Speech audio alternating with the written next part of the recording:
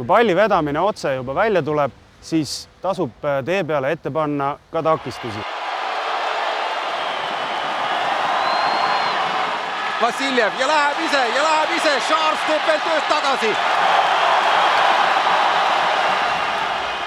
Kui palli vedamine otse juba hästi välja tuleb, saab seda proovida ka suunamuutustega.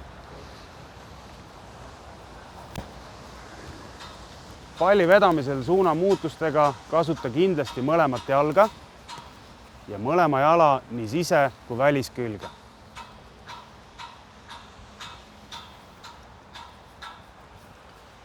Oluline on kasutada käsi tasakaalu hoidmiseks ja hoida palli tihedate sammudega võimalikult enda lähedal, et takistuse ette sattudes oleks võimalik suunda muuta. Hoia keha püsti, pilk pallil ja kui pall juba rohkem jala juures on ja paremini välja tuleb, siis tõsta vahepeal pilk ja vaata, kuhu sa liigud.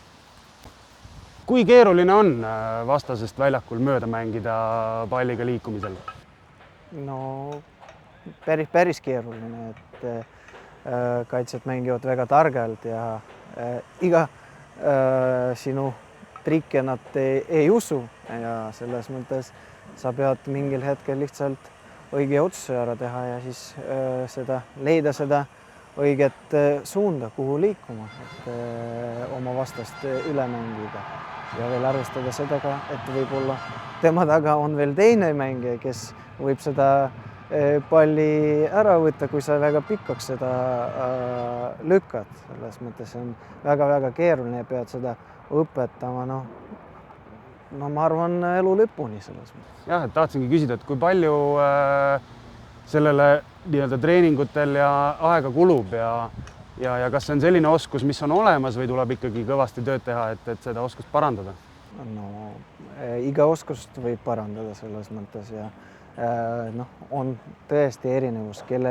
Kellegil on see parem, läheb see triplamine, kellel on halvem, aga ükskõik tuleb mängus hetk, kui sa pead seda tegema ja siis pead seda oskama, et jah, ma selles mõttes pead seda treeningul alati